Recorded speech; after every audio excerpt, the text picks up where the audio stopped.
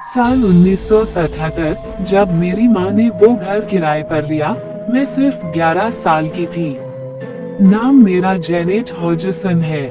हमें लगा था कि एक नई शुरुआत करेंगे, एक छोटा लेकिन शांत घर लंदन के एनफील्ड नाम के इलाके में। पर जिस रात मैं वहाँ पहुँची, मुझे कुछ सांसें पीछे से महसूस हुई, जैसे कोई मुझे नाक के पास से सूंघ रहा हो। ये तेरा घर नहीं है। कानों में फुसफुसाहट सी आई। मैं और मेरी बहन मार्गरेट बिस्तर पर लेटे हुए थे। माँ ने लाइट बुझाई और सन्नाटा हो गया। अचानक मेरा बिस्तर खुद ब खुद थरथराने लगा। मैंने आंखें खोली, मार्गरेट भी चौंकी हुई थी। हमने माँ को बुलाया, पर जब वो आई सब शांत। अगले दिन वही चीज दोहराई गई। इस बार हमारी टेबल अपने आप खिसकी। रात को सोते वक्त दीवार से ठक ठक धप धप की आवाजें आने लगी, जैसे कोई अंदर से दीवार पर घूंसे मार रहा हो। कई रातें गुजर गईं और हर रात वो अजीब सी आवाजें बढ़ती चली गईं। माँ ने पुलिस बुला ली। पुलिस ऑफिसर ने अपनी आंखों से देखा, एक कुर्सी खुद ब खुद उठी और फर्श पर फेंकी गई। मैं सो रही थी, या शायद नहीं। जब जागी तो मुझे अपने अंदर कोई और महसूस हुआ।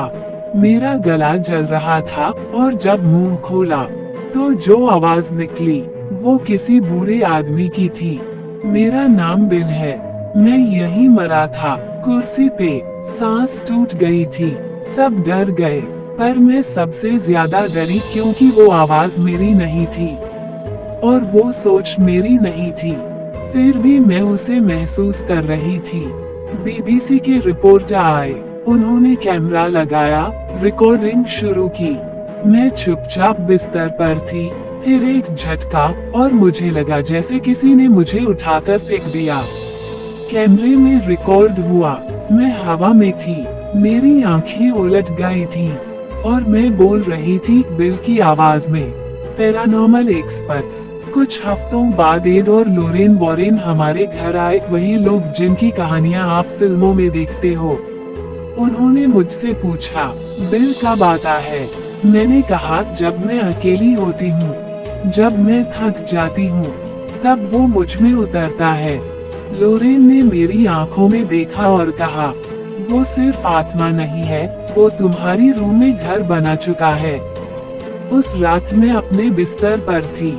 अचानक मेरा शरीर झटका खाने लगा।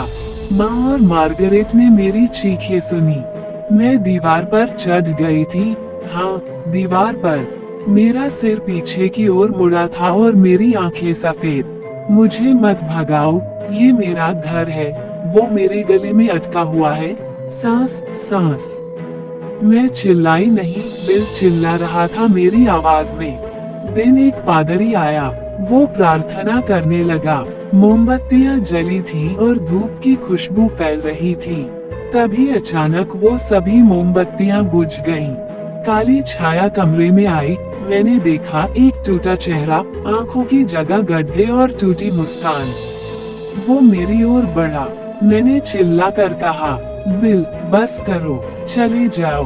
और पहली बार वो चुप हो गया। अगले कुछ महीनों में सब कुछ शांत हो गया।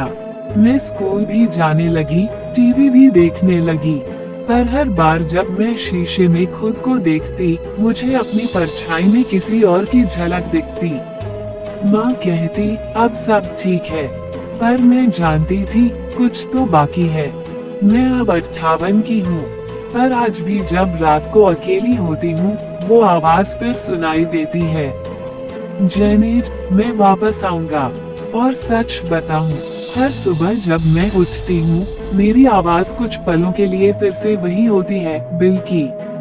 शायद वो कभी गया ही नहीं। मैं जिंदा हूँ, पर मेरी रूह में कोई और है। वो आज भी वहाँ है, इंतजार में वापस आने के। हर रात एक नई कहानी, हर कहानी में छुपा एक खौफनाक राज। अगर जानना है सच्चाई, तो Hindi stories TV hub channel को सब्सक्राइब जरूर कीजिए और वीडियो को लाइक करना ना भूलें।